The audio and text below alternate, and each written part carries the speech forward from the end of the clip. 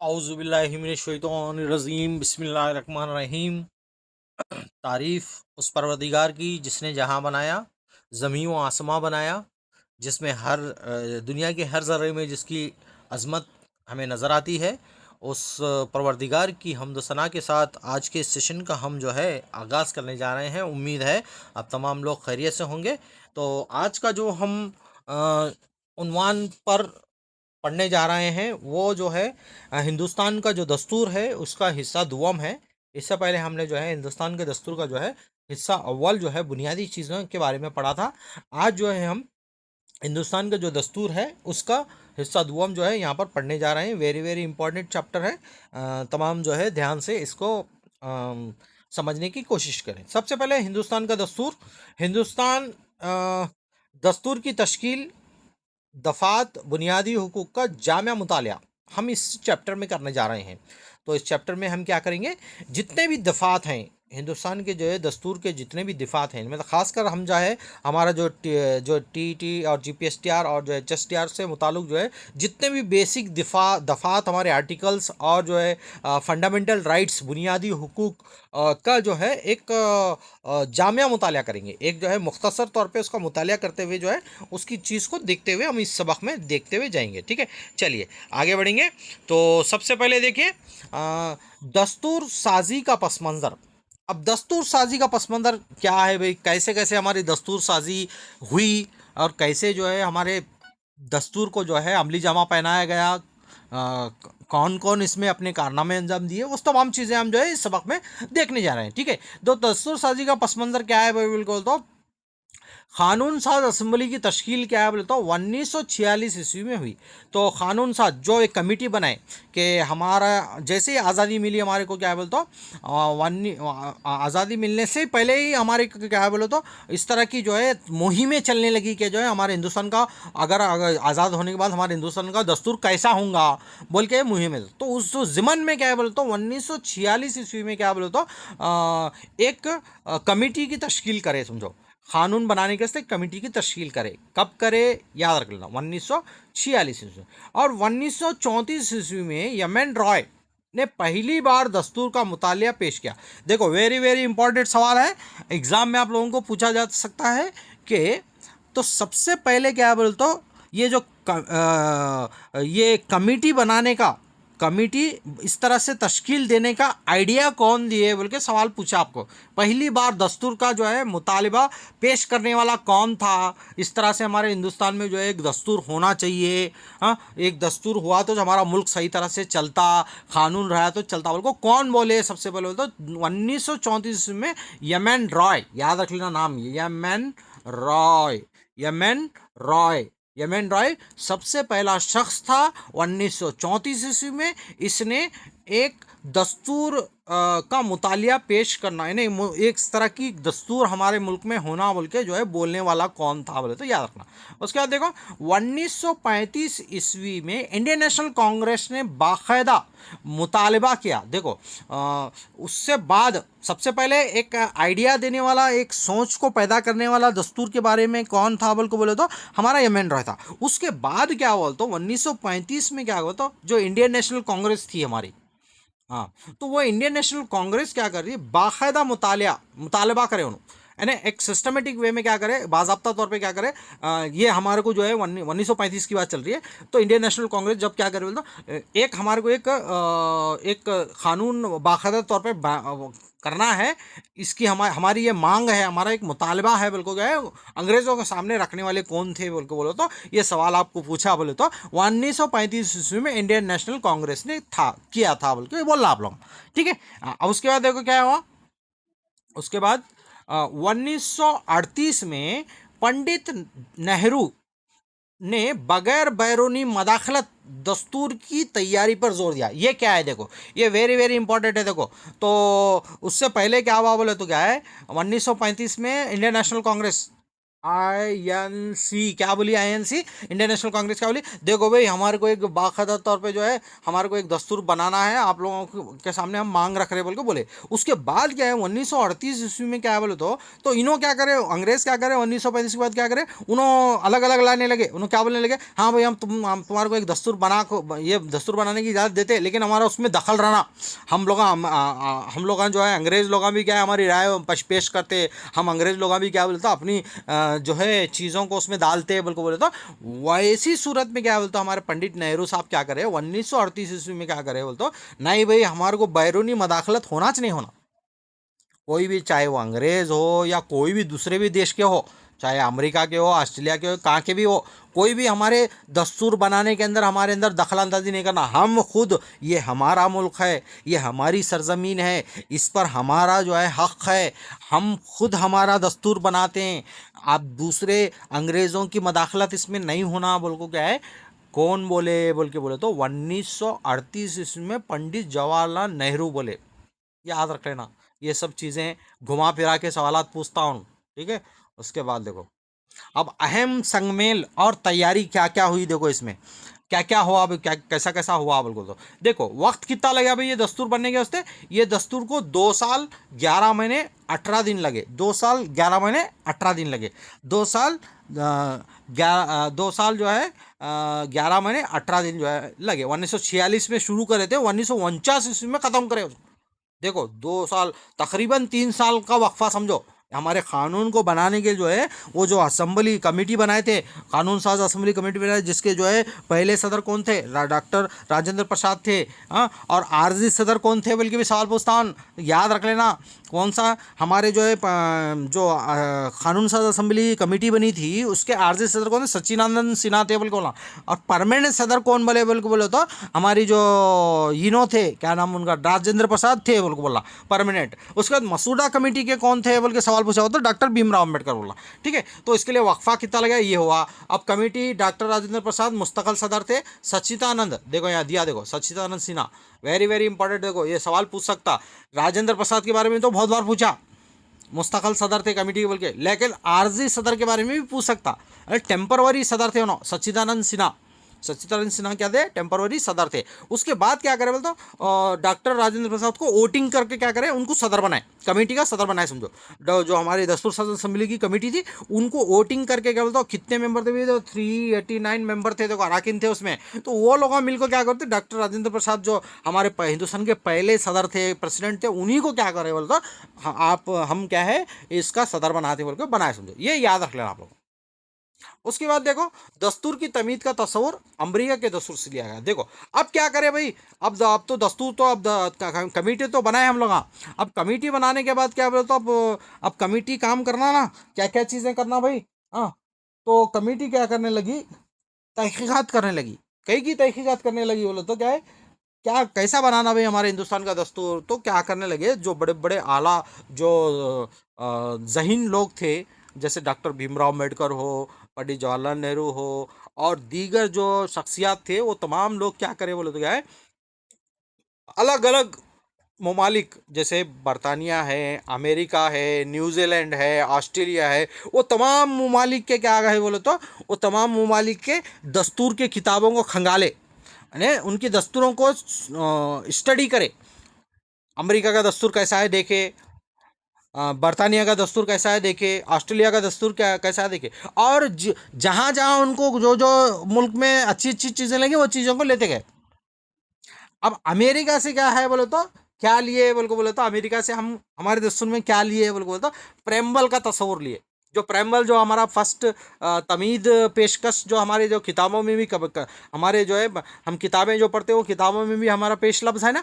हाँ, तो वो क्या आइडेंटिटी कार्ड ऑफ कॉन्स्टिट्यूशन है, वो जो प्रेम्बल बोलते हैं, हमारा पहला पेज जो है कानून का पहला पेज जो हम प्रेयर में भी पढ़ाते हैं। तो वो कहाँ से लिया गया है बोल के सवाल पूछता आप लोगों को, तो वो अमेरिका से लिया गया है। बोला कहाँ से लिया गया है, अमेरिका से लिया गया है। अब वो जो प्रेम्बल है हमारा, जो पेश लफ्ज़ है हमारा तमीदी पेश लफ्ज़ है, वो क्या जाहिर करता, पूरे दस्तूर को जाहिर करता। देखो बहुत बड़ी बात है, वो एक पेज में क्या बोलो तो पूरा हिंदुस्तान कैसा है मालूम हो जाता हमारे को, हिंदुस्तान का कानून कैसा है मालूम हो जाता। उसमें सब दिया, उसमें क्या दिया, ये कितने मज़हब के लोग हैं, कौन कौन को कैसे कैसे हुकूक हासिल हैं, बुनियादी हुकूक हो, वो सब का एक जामा है, क्या है बोलो तो एक पेज में उन जो है जाहिर करे से, इसीलिए जो है इसको क्या बोलते हैं हम बोले तो, जो प्रेम्बल है हमारा उसको क्या बोलते हैं, identity card of the constitution, दस्तूर का आइडेंटिटी कार्ड बोलते हैं। वो देखे बोले तो हमारा हिंदुस्तान कैसा मालूम होता है। ठीक है, तो ये तमाम चीज़ें आप लोग का जहन नशीन कर लेना। ठीक है, चलिए आगे बढ़ेंगे। हाँ, अब देखिए आगे की तरफ जाएंगे हम। अब देखिए दस्तूर के नुमाया खसूसियात। अब दस्तूर के नुमाया खसूसियात क्या क्या हैं? हाँ, अच्छा, इससे पहले मैं आप लोगों को एक बात और एक चीज़ यहाँ पर बताना चाह रहा हूँ कि ये 1938 अड़तीस 1938 में इन्हों क्या बोले, हमारे पंडित जवाहरलाल नेहरू क्या बोले, देखो भाई कोई भी बैरून लोग दखल नहीं देना। उसके बाद क्या हुआ बोल को बोलो तो आपका 1900 हाँ, उसके बाद क्या बोलो तो हमारा 1940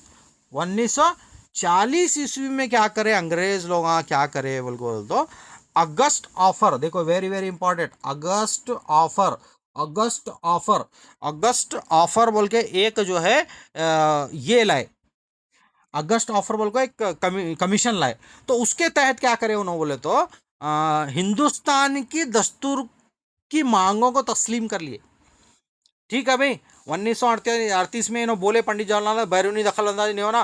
फिर अगस्त ऑफर के जरिए क्या हुआ बोल के सवाल पूछता हूँ, 1940 के अगस्त ऑफर में क्या करे अंग्रेज लोगों क्या बोले, ठीक है भाई तुम्हारे पूरे मांगे मान लेते हम लोग, चलो बोल के। तो वो अगस्त ऑफर बोला कहलाता, क्या कौन सा कहलाता, अगस्त ऑफर कहलाता समझो। ठीक है, तो ये अगस्त ऑफर वेरी वेरी इंपॉर्टेंट है।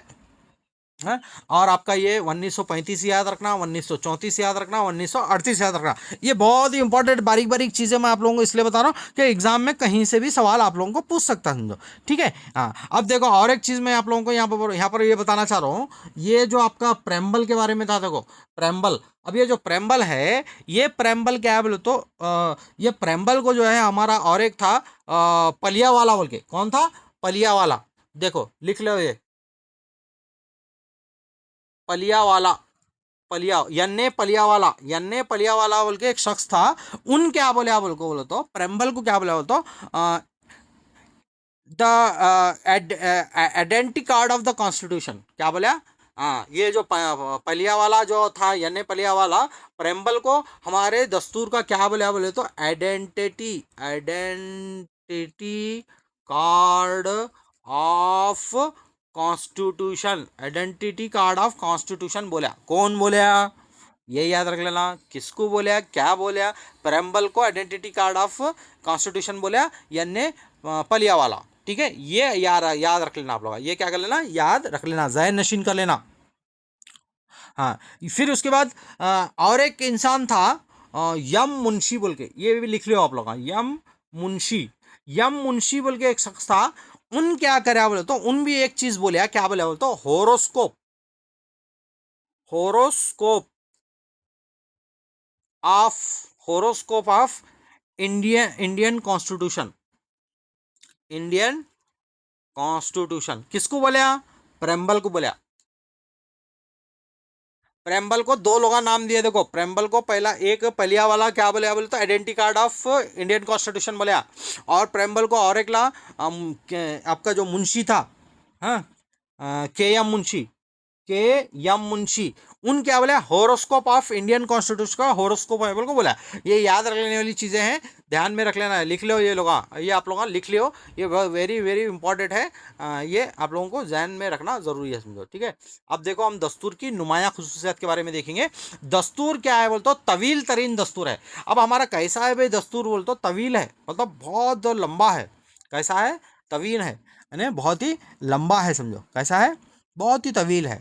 और हिंदुस्तान दस, दस्तूर दुनिया का सबसे लंबा तहरीर है, देखो वेरी वेरी इंपॉर्टेंट, देखो हमारा जो दस्तूर है दुनिया का सबसे लंबा तहरीरी दस्तूर है। देखो इतना बड़ा बना को छोड़े हमारे लोग हैं, क्योंकि बहुत बस हो गया था उनको अंग्रेज़ों से, उनकी गुलामी सह सह के। अब हम एक ऐसा हिंदुस्तान बनाएंगे जो क्या है बोलते पूरी दुनिया में मशहूर होगा बोल को बोले थे। और वाकई में जो है डॉक्टर भीमराव अम्बेडकर, राजेंद्र प्रसाद यादव का उस ज़माने के जो अजीम शख्सियतें थे, उन्होंने बहुत ही अच्छा कारनामा अंजाम दिया। चाहे वो सरदार वल्लभ भाई पटेल हो या दीगर मोतीलाल नेहरू हो, तमाम लोग मिलकर क्या एक ऐसा दस्तूर बनाए जिसकी चर्चा आज तक पूरे दुनिया में होती समझो। ऐसा दस्तूर क्या है कहीं पर भी नहीं मिलता आपको। क्यों? ये दस्तूर ऐसा बना है, तमाम ममालिक के दस्तूरों को छानबीन करे उन्होंने करके बनाया समझो। उसके बाद देखो और एक चीज़ क्या बोले तो, माखूज शुदा निज़ाम, बुनियादी हुकूक अमेरिका से, देखो वेरी वेरी इंपॉर्टेंट। अब प्रेम्बल कहाँ से लिए बल्कि बता देना मैं, प्रेम्बल कहाँ से लिए, प्रेम्बल कहाँ से लेते हैं, अमेरिका से लेते नहीं, हाँ जो हिंदुस्तान का। अब बुनियादी हुकूक अमेरिका से और पार्लियामेंटी निज़ाम बर्तानिया से लिए। देखो वेरी वेरी इंपॉर्टेंट, ये याद रख लेना कौन कौन सी चीज़ें हमारे दस्तूर में कहाँ कहाँ से आई बोल के पूछता हूँ। हम बुनियादी फंडामेंटल राइट्स या फार फंडामेंटल राइट्स आपको कहाँ से मिले, अमेरिका से मिले। और जो हमारा पार्लियामानी निज़ाम है, और जो पार्लियामेंट का सिस्टम है ना, लोकसभा राज्यसभा, हाँ वो पार्लियामेंट का जो सिस्टम है वो कहाँ से आया है हमारे को, बर्तानिया से लिए, वो ब्रिटेन से लिए, कहाँ से लिए, ब्रिटेन से लिए। ये बारीक बारीक चीज़ें आप लोग का याद रख लेना तुझे, ठीक है। अब देखेंगे उसके बाद, हाँ उसके बाद और एक चीज़ इसमें है, और एक देखो, ये जो हमारा इसमें वफाकी निज़ाम, वफाकी निज़ाम की तो फेडरल सिस्टम बोलते हैं, वफाकी निज़ाम बोले तो फेडरल सिस्टम। अब वफाकी निज़ाम, अच्छा इसको थोड़ा मैं जूम कर लेता हूँ, देखो हाँ ये बहुत ही इंपॉर्टेंट चीज़ है। इसमें क्या है बोल के बोले तो, जो हमारा हमारे हमारे दस्तूर का जो वफाकी निज़ाम है उसको क्या बोलते हैं हम, federal, federal federal system. Federal system किसको बोलते हैं जी, मैं बताता इससे पहले। फेडरल सिस्टम बोले तो क्या, हमारे मुल्क में तमाम इख्तियारात जो है तकसीम किए गए हैं, चाहे वो सेंट्रल गवर्नमेंट हो, रियासती गवर्नमेंट हो या मुकामी गवर्नमेंट है, तमाम को अख्तियारात क्या बोलते हो तकसीम करे, सो इनके अख्तियारात देते हैं स्टेट गवर्नमेंट के, सेंट्रल गवर्नमेंट के, मुकामी गवर्नमेंट के, तो उसको क्या बोलते हैं, फेडरल सिस्टम बोलते हैं। तो वो फेडरल सिस्टम और वाहिद शहरियत, वाहिद शहरियत किसको बोलते हैं जी, वाहिद शहरियत उसको बोलते हैं एक मुल्क में रह रहे एक ही शहरियत रहना।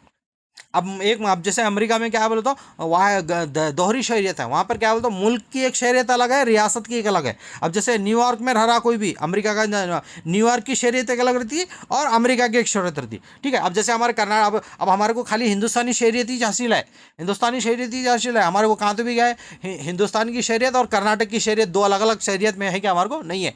तो हमारा हिंदुस्तान क्या है, वाहिद शहरियत है, सिंगल सिटीजनशिप बोलते हैं, सिंगल। और हमारे हिंदुस्तान में क्या बोलते हो, बालिग राय दहानगी, अडल्ट फ्रेंचाइजी का सिस्टम है। अडल्ट फ्रेंचाइजी बोले तो क्या जी, हाँ 18 साल से ऊपर के तमाम शहरी हिंदुस्तान के क्या कर सकते हैं, वोट डालने का हक है समझो, तो इसको अडल्ट फ्रेंचाइजी बोलते हैं। तो ये तमाम अहम पहलू क्या बोलते हैं इसमें शामिल किए गए, किसमें शामिल किए गए हमारे, हाँ अच्छा और एक चीज़ इसमें लिख लो आप लोग, लिखने वाली क्या क्या चीज़ें हैं बोल के बोलो तो, आप इसमें लिख लियो, ये जो हमारा सिस्टम है अडल्ट फ्रेंचाइजी का, हाँ बालिग राय दहानगी का जो सिस्टम है वो कौन से मुल्क से लिया बोल के पूछा आपको, तो वो न्यूजीलैंड से लिया बोलना, न्यूजीलैंड से लिया बोलना, न्यूजीलैंड से क्या लिया, अडल्ट फ्रेंचाइजी यानी बालिग राय दहानगी का सिस्टम जो है हम कहाँ से लिए, यहाँ से लिए।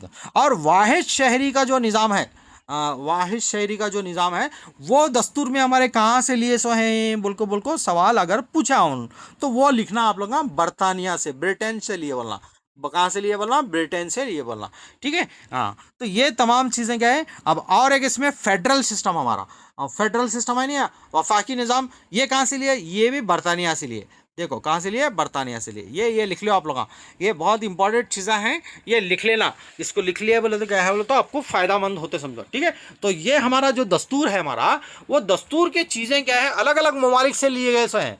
हाँ अब जैसे यहाँ पर दिया देखो बुनियादी हुकूक है, फंडामेंटल राइट्स है, ये फंडामेंटल राइट्स हमारे को कहाँ से मिले, फंडामेंटल राइट्स और पार्लियामेंटी निज़ाम ये दोनों अमेरिका के हैं, ये सॉरी ये हमारा क्या बोले तो देखो फंडामेंटल राइट्स अमेरिका के हैं और पार्लियामेंटी निज़ाम बरतानिया का है, और आपका वफाकी निज़ाम क्या का है, बरतानिया का है, और वाहिद शहरियत का है, बरतानिया का है, और अडल्ट फ्रेंचाइजी कहाँ का है, न्यूजीलैंड का है, कहाँ का है, न्यूजीलैंड का है, ठीक है, न्यूजीलैंड का है समझो, ठीक है। ये आप लोग लिख ले, जो आप लोग नोट और पेन जो आप लोग ये करें वो उसके हिसाब से गए नोट डाउन करते जाना आप लोग। ये बहुत ही इंपॉर्टेंट चीज़ें हैं, ऐसी बारीक बारीक चीज़ें से क्या है बोले तो आपको एग्जाम में पूछा समझो। अब और एक चीज़ आप लोगों को डीपीएसपी बोल के हैं, डीपीएसपी, हाँ directive principle of state policy, directive principle of state policy, जिसको उर्दू में क्या बोलते हम उसको क्या बोल सकते हैं, रियासत के जो है रहनुमाई उसूल बोलते हैं, रहनुमाई उसूल और पॉलिसी, रियासतों की जो पॉलिसी है वो कहाँ से आई भाई, हमारे को डीपीएसपी कहाँ से लिए सब बोल तो आयरलैंड से लिए बोलना, कहाँ से लिए बोलना, आयरलैंड से लिए बोलता हूँ, आयरलैंड कहाँ से लिए, आयरलैंड, याद रख लेना, ये वेरी वेरी इंपॉर्टेंट चीज़ बता रहा हूँ मैं आप लोगों को। तो डीपीएसपी का सिस्टम हमारे दस्तूर में कहाँ से आया, आयरलैंड से आया। तो ये आप लोग लिखने वाली चीज़ें हैं, ये लिख ले आप लोग। हाँ, ये बारीक बारीक चीज़ें आप लोगों को बहुत ही मायने रखती हैं, क्योंकि जो है इसी तरह के सवाल एग्जाम में क्या है, घुमा फिरा के पूछता समझो। ठीक है, अब उसके बाद देखो क्या दिया, देखो उसके बाद क्या दिया, दस्तूर की साख्त माजी और हाल में। पहले पहले कितने आर्टिकल थे, अब कितने हैं, वो तमाम चीज़ें हम थोड़ा देखेंगे यहाँ पर। पहले कितने आर्टिकल थे, अब कितने आर्टिकल हैं, और इसमें क्या क्या चेंजेस हुए, ये सब चीज़ें क्या बोलता हूँ हम देखते हुए जाएंगे। ठीक है, देखो तो सबसे पहले क्या बोलता हूँ, इब्तदाई दफ़ात। अब इब्तदाई दफ़ात कितने थे भाई, पहले पहले क्या बोलता हूँ, हमारे पास जब कानून बने हमारा, जब शुरुआत में जब कानून बनाया, जब आर्टिकल हम कितने थे बिल्कुल बोलता, आर्टिकल पहले कितने थे हमारे पास, आर्टिकल हो तो 395 थे। जब कानून बनाया था 395 थे। हाँ, अब क्या है बोले तो हमारे मौजूदा में कितने हैं आर्टिकल बोल के बोले तो, अब फिलहाल में 448 से भी ज़्यादा हैं। कितने तरमीमात हुए बताया ना मैं। हाँ, अब तरमीमात का भी एक चैप्टर है आप लोगों को, इसके बाद तरमीमात का चैप्टर है आप लोगों को, तो उसमें आप लोग देख सकते हैं जो कैसे कैसे तरमीमात, कौन कौन से तरीके से तरमीमात करते हैं, वो अगला चैप्टर है आपको, वो चैप्टर में आप देख सकते हैं। तो ये क्या है बोले तो, पहले ये भी याद रखना आप लोग, पहले जब कानून बनाया था तो कितने दफात थे, अब कितने दफात, आर्टिकल कितने हैं अब फिलहाल, वो याद रखना। और पहले जो है शुरुआत में पहले कितने हिस्से थे हमारे कानून के, कितने हिस्से थे, पार्ट्स ऑफ द कॉन्स्टिट्यूशन कितने थे पहले, पहले कितने थे, अब कितने हुए, ये याद रखना।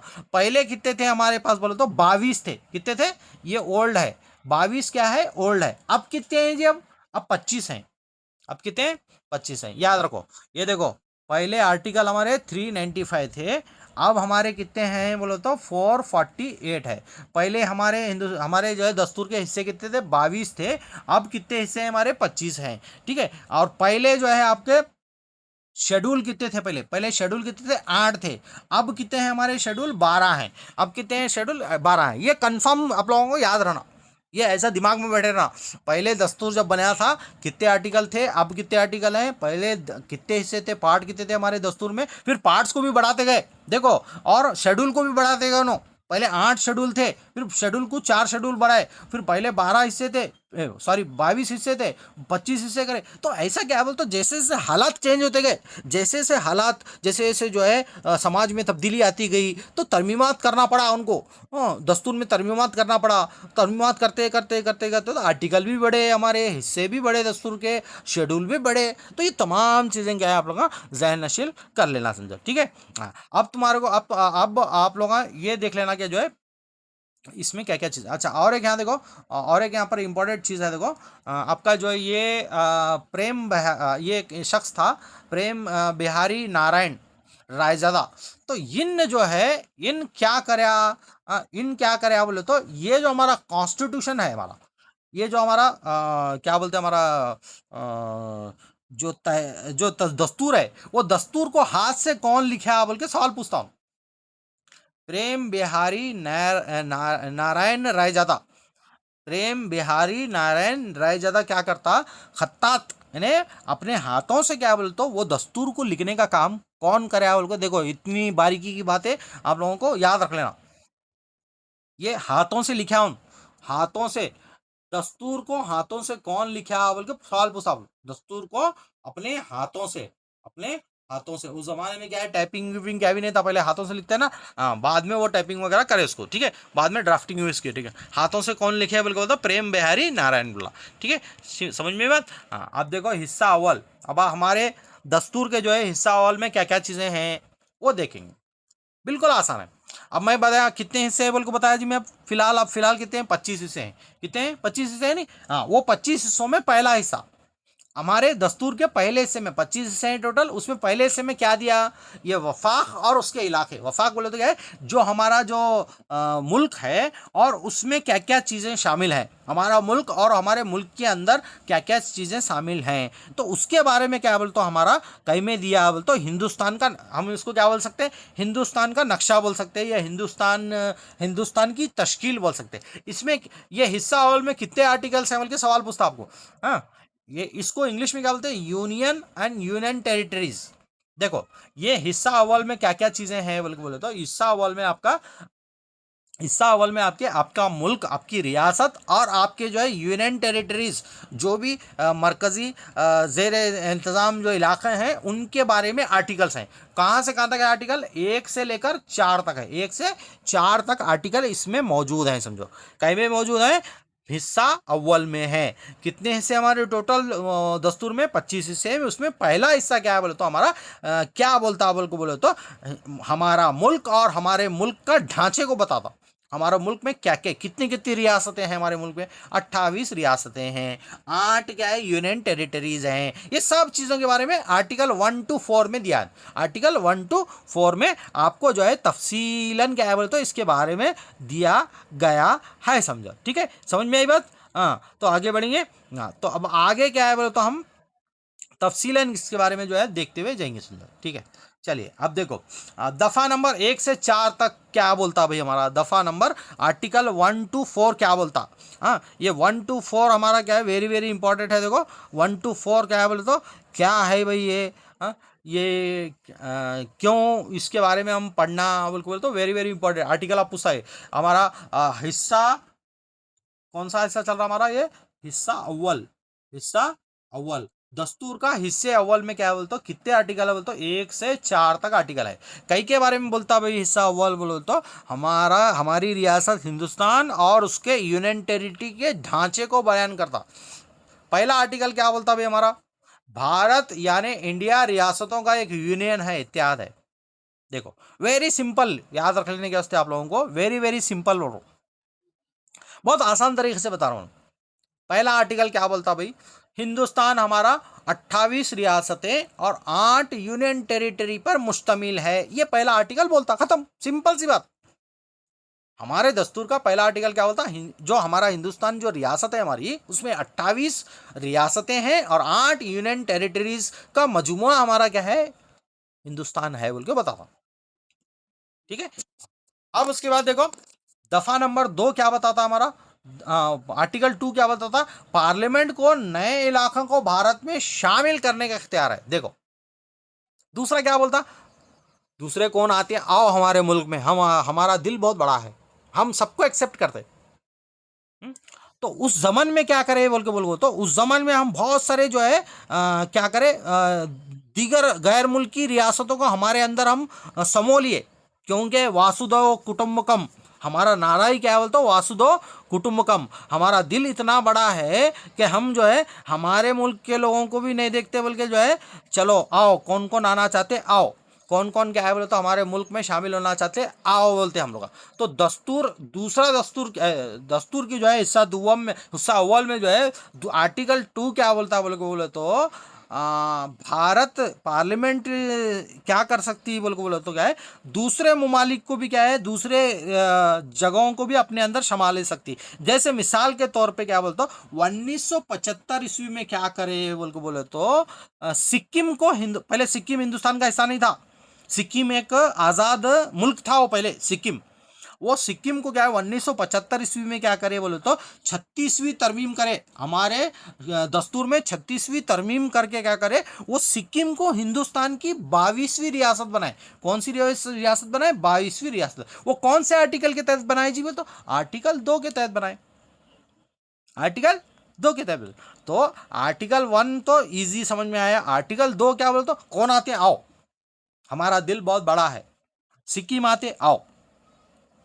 हाँ सिक्किम पहले एक अलग सा जो है मुल्क हुआ करता था, लेकिन हम क्या करें उसको 1975 में क्या करें, हम उसको 36वीं तरमीम के जरिए क्या करें, हिंदुस्तान की 22वीं रियासत बनाए समझो। इसके अलावा भी हम क्या है, ऐसी बहुत सारे जो है रियासतों के अंदर अब हम जो है उनको रियासतों को अपने मुल्क के अंदर शामिल कर लें।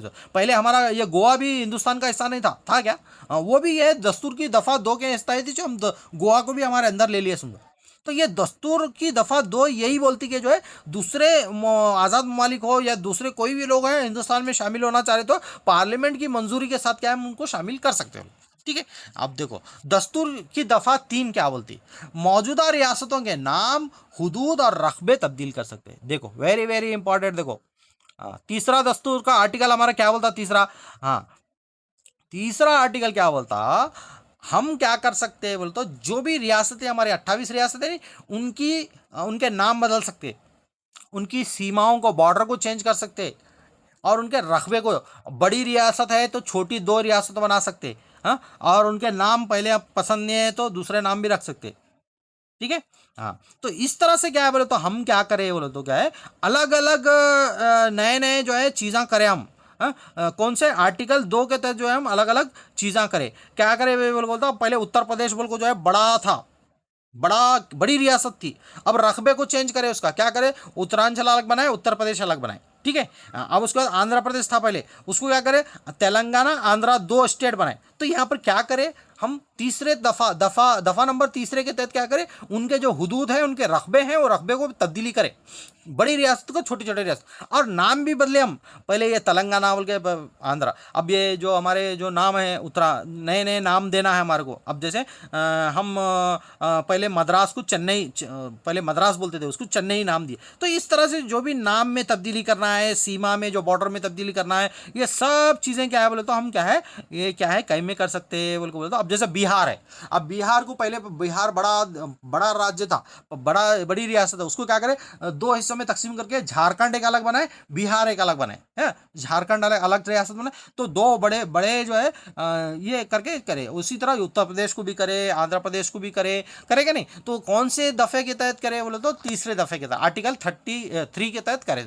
अब ये आप लोगों को समझ में आई, समझतू मैं बात को, और नाम भी चेंज कर सकते, रियासत के नाम भी चेंज कर सकते। और दफा नंबर 4 क्या बोलता है बोले तो, दफा नंबर 4 क्या बोलता, इन तब्दीलियों के लिए, मतलब ये जो जो तीनों ये जो तब्दीलियां ऊपर के दफा थे नहीं, इन तमाम की तब्दीलियों के लिए जो है पार्लियामेंट में जो है हम 50% मेजोरिटी रही बोले तो क्या है, हम कानून में चेंजेस कर सकते। देखो ये तीन दफात को कैसे लागू करना, उसके वास्ते भी एक दफा है हमारे दस्तूर में। ये तीनों दफात के वास्ते लागू करने के वास्ते भी एक दफा है। कौन सी दफा है? दफा 4 है। दफा 4 क्या बोलती बोले तो क्या है, हम क्या है पार्लियामेंट में क्या कर सकते हैं, इन तमाम तीनों दफात को क्या है बोले तो अक्सरियत के साथ क्या है बोले तो कानून पास करा सकते समझो। ठीक है, 50% मेजोरिटी रहने से। ठीक है, तो ये जो है ये याद रखना आप लोगों को। देखो दफा, हमारा दस्तूर कितना खूबसूरत है। देखो हम क्या है दफात को भी इम्प्लीमेंट करने के वास्ते, दफात को भी अमली जमा पहनाने के वास्ते और एक दफा कुल आए सो हम चौथी दफा क्या, ये दफा नंबर 4 क्या बोलती बोले तो ये तमाम जो तब्दीलियां कर रहे हैं हम ऊपर, वन दफा 2 दफा, कैसा स्टेट बनाना नए, कैसा रियासतों के नामा नए देना, और कैसा दूसरे आज़ाद मुल्कों को हमारे मुल्क में शामिल करना, इसके वास्ते भी क्या है दफा नंबर 4 बनाए से हम कैसा करना बोल को। ठीक है, तो ये तमाम चीज़ें आप लोग, ये दफा हमारे कितने कितने दफात हो गए, 4 दफात हो गए। कितने दफात हो गए? 4 दफात हो गए समझो। ठीक है, हाँ, अब हम जो है आगे की तरफ बढ़ेंगे। अब देखेंगे हम हिस्सा सुवम। अब हिस्सा अव्वल देखें। अब जो हमारा दस्तूर का हिस्सा सुवम है उसमें क्या है, बुनियादी हुकूक के बारे में। अब तुम बोलेंगे हिस्सा दुवम क्यों नहीं सर, बोल तो हमारा टीईटी जीपीएसटीआर एचएसटीआर में क्या बोलते हो, ये बुनियादी हुकूक के आर्टिकल पूछता, आपके जो है हिस्सा अव्वल के पूछता, हिस्सा सुवम के पूछता, डीपीएसपी के पूछता, इतेश पूछता, और ज़्यादा आर्टिकल नहीं पूछता हूँ, और डिफरेंट पूछता है। अब हिस्सा दुवम वगैरह हम अगर पढ़ लेते बैठे तो बहुत ज़्यादा होता, हमारा जो सिलेबस है उसके तहत ही जाना हम। ठीक है, तो अब हिस्सा सुवम में कई के बारे में बोलते हो, फंडामेंटल राइट के बारे में बताना। फंडामेंटल राइट हमारे कौन कौन से हैं? 6 फंडामेंटल, पहले 7 थे फिर 6 हुए, कैसा हुए, क्या क्या तरमीम हुए, वो सब इसमें हिस्सा सुवम में है समझो हमारा। अब फंडामेंटल राइट्स कहाँ से कहाँ तक भाई? 12 से 35 तक है। फंडामेंटल राइट हमारे कहाँ से कहाँ तक है? 12 से 35 तक है, 12 से 35 तक है। अब ये क्या क्या हैं हमारे फंडामेंटल राइट्स, ये क्या क्या हैं, इसके बारे में जो है हम थोड़ा हम क्या बोलते हैं यहाँ देखते हुए क्या बोलते हो जाएंगे समझो। ठीक है। तो हिस्सा सुवम हमारा क्या बोलता जी? हाँ, क्या बोलता? बुनियादी हुकूक के बारे में बताता। हमारे बुनियादी हुकूक कौन से हैं और कौन 12 से 35 तक बुनियादी हुकूक के आर्टिकल हैं। 12 से 35 तक बुनियादी हुकूक के आर्टिकल हैं, समझो। ठीक है। हाँ, तो ये क्या है, इसको थोड़ा हम क्या बोलते हैं देखते हुए जाएंगे। अब आर्टिकल जो है वेरी वेरी इंपॉर्टेंट, हमारे को पॉलिटिकल साइंस में बहुत पूछता, इसलिए क्या बोले तो मैं आप लोगों को ये बताना चाह रहा हूँ कि जो है ये आर्टिकल्स आप लोग का याद रखना। अब फंडामेंटल राइट्स के आर्टिकल्स देखो आप लोग 12 से 35 तक है। अब 12 से 35 में हम इसका थोड़ा जायजा मुख्तसर जायजा लेते हुए जाएंगे। मुख्तसर क्या करेंगे, जायजा लेते हुए। अब बुनियादी हुकूक का जायजा लेते हुए जाएंगे। देखो, बुनियादी हुकूक दस्तूर के हिस्सा सुवम में है और दफ़ा नंबर 12 से 35 तक है, 12 से 35 तक। और ये बुनियादी हुकूक फंडामेंटल राइट्स को हम कहाँ से लिए भाई, कहाँ से लिए, कौन से मुल्क से लिए बोले तो हम क्या बोलना, अमेरिका से लिया था। अमेरिका की कौन सा, अमेरिका में मैग्ना कार्टा बोल को था, very very important, Magna carta very very important. America के दस्तूर में जो है मैग्ना कार्टा बोल के क्या है, एक वो लफ्ज है, उसी के तहत क्या बोलते हमारा बुनियादी हुकूक को हम क्या है बोले तो हिंदुस्तान के दस्तूर में डाले, समझो। ठीक है। हाँ, इब्तिदा में 7 हुकूक थे हमारे। कितने थे जी? पहले कितने थे हमारे हुकूक? 7 थे। अब फिर बाद में क्या करे, 44वीं तरमीम करे 1978 में, जायदाद के हक को खत्म करे, बुनियादी हक नहीं रखना। क्यों खत्म करे ये भी मैं आप लोगों को पहले बता चुका हूं। क्यों बोल को बोले तो क्या है, ये बुनियादी हकूक ऐसे रहते हैं, इसको आम आदमी भी चैलेंज कर सकता रहा सुप्रीम कोर्ट में 32 दफा नंबर 32 के तहत। तो ये क्यों निकाले भाई बोल को बोले तो, जायदाद के हक को बुनियादी हक से क्यों निकाले बोले तो, गवर्नमेंट को अपने फलाह बहबूदी के काम, अवाम की फलाह बहबूदी के काम करने के उससे क्या करना पड़ता बोले तो, बड़े बड़े हवाई अड्डे बनाना पड़ता, रेलवे लाइन बिठाना पड़ता, सड़कें बनाना पड़ता। तो वैसी सूरत में क्या बोलते तो आम लोगों की ज़मीन भी होना पड़ता गवर्नमेंट को।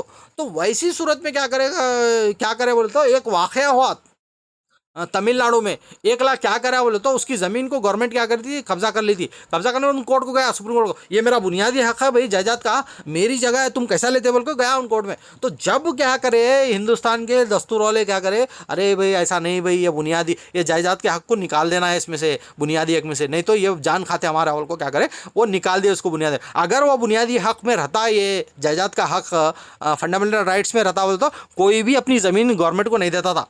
अब देखो हमारे खेतों में से कैनाला वगैरह जाते नहीं, हाँ, तो वो गवर्नमेंट क्या है, उसको हक है, गवर्नमेंट को क्या हक है, उन्होंने ले सकते हैं हमारी ज़मीन को, लेकर मुआवजा भी देते हैं उन्होंने। लेकिन पहले वैसा नहीं था, पहले बुनियादी हक था हमारा, जायदाद का हक भी हम गवर्नमेंट चाहे तो भी हम नहीं दे सकते थे। लेकिन बाद में क्या करे, ये नहीं भाई हमारी फलाह बहबूदी नहीं है, तो गवर्नमेंट क्या सोची बोले तो जो लीडर्स जो उन्होंने क्या सोचे बोले तो, ये बुनियादी हक में से क्या है, ये जायदाद के हक को निकाल देंगे भाई, हमारे को बहुत परेशानी हो रही, क्यों बोले तो सड़कें बनाना है हमारे को, आम लोगों को, हमारे को रेलवे लाइना बिछाना है, हमारे को जो है खेतों में से कैनाल लेके जाना है, खेतों में से गए तो रोड़ा लेके जाना है, हमारे को हवाई अड्डे बनाना है, हमारे को बहुत बहुत अवाम के खातिर ही करना है हमारे को, बोल को क्या करे, ये जायदाद के हक को क्या करे 1978 में 44वीं तरमीम ला के क्या करे, बुनियादी हुकूक में से कौन सा हक निकाल दिए जी, प्रॉपर्टी का हक बुनियादी हुकूक में से निकाल दिए। पहले 7 थे, बाद में 6 हो गए। ठीक है। अब हक जायदाद 301 के तहत जो है हम सिर्फ एक लीगल राइट्स में, पहले बुनियादी हक में था ये, बाद में 301 के तहत क्या करे, लीगल राइट्स में शामिल करे, लीगल राइट्स में शामिल करे इसको। ठीक है, चलिए। और उसके बाद देखो आगे। हाँ, अब हम 12, अब आर्टिकल 12 क्या बोलता है देखेंगे हम। आर्टिकल 12 क्या बोलता है, इसमें 12 का नहीं है, मैं बता रहा हूँ आप लोगों को। आर्टिकल 12 बुनियादी हुकूक का आर्टिकल 12 क्या बोलता है, तमाम बुनियादी हुकूक फराहम करना रियासत का फर्ज है। 12 क्या बोलता है आर्टिकल बोलो तो, ये जितने भी हमारे मुल्क के रियासत है हमारी, उसके तमाम लोगों के लिए जो है बुनियादी हक देना, उनको अच्छी तालीम देना, उनको आज़ादी से बोलने का हक, उनको ज़िंदगी गुजारने का हक, उनको मजहबी आज़ादी का हक, हर तरह के 6 हक को देना क्या है बोले तो सरकार का, रियासत का फर्ज है बोल को 12 बोलता। 12 क्या बोलता, 12 यही बोलता कि जो है तमाम बुनियादी हक शहरियों को देना, मुल्क रियासत देना उनका फर्ज है बोल को बोलता। अब 13 क्या बोलता, 13 क्या बोलते, बुनियादी हुकूक को कम करने या ख़त्म करने का इख्तियार किसी भी हुकूमत में नहीं है। देखो अब 12 तो क्या बोलता, 12 क्या बोलता, आप क्या दियो बोल को बोलता 12, बुनियादी हुकूक देव बोलता, मुल्क वालों को, रियासत को बोलता। अगर अगर बुनियादी हुकूक कम करे, अगर हुकूमत वाले कम करे बोले तो तुम 13 के तहत क्या कर सकते, कहाँ जा सकते, सुप्रीम कोर्ट जा सकते। कौन सा, आर्टिकल नंबर 32, जिसको क्या बोलते हैं, दस्तूर की दिल और रूह बोलते।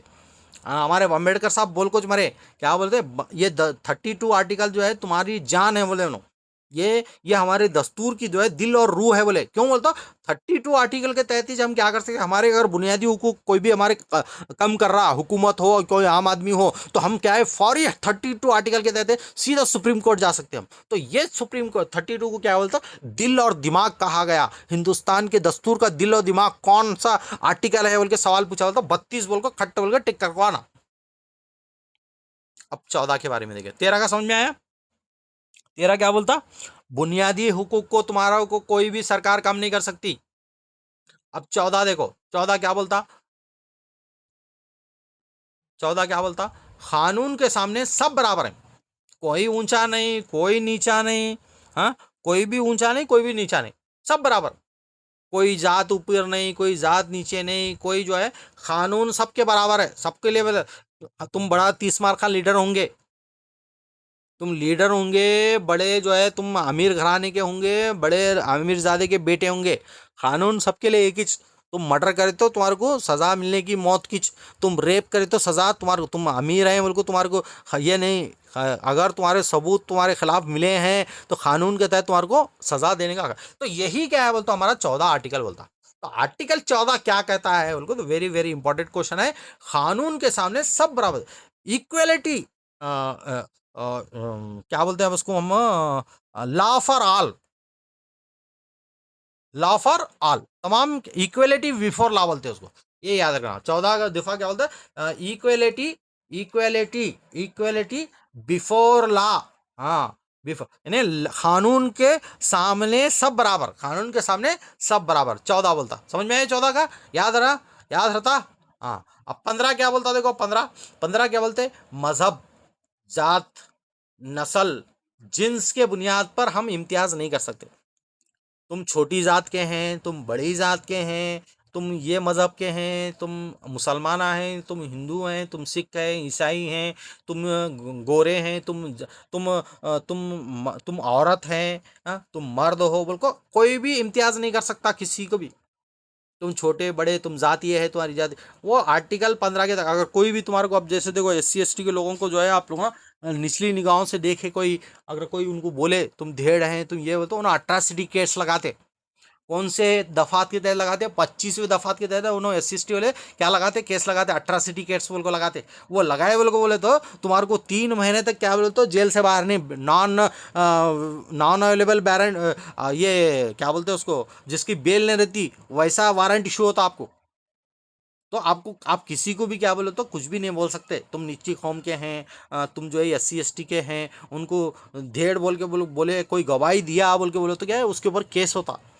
तो इस तरह का कानून, नस्ल के हिसाब से भी आप जो है किसी के साथ भी इम्तियाज़ नहीं कर सकते, आप ज़ात के लिहाज से नहीं कर सकते, मज़हब के लिहाज से नहीं। तुम मुस्लिम कौम के हैं, तुम आतंकवादी हैं, या जो है तुम क्या बोले तो पाकिस्तानी हैं, हाँ, तुम टेररिस्ट हैं बोल के नहीं बोल सकते कोई भी आपको। ठीक है, ये आपको दफ़ा नंबर 15 क्या है बोले तो इसकी इजाज़त नहीं देता। और दफ़ा नंबर 16 क्या है देखो, अब दफा नंबर 16 क्या है।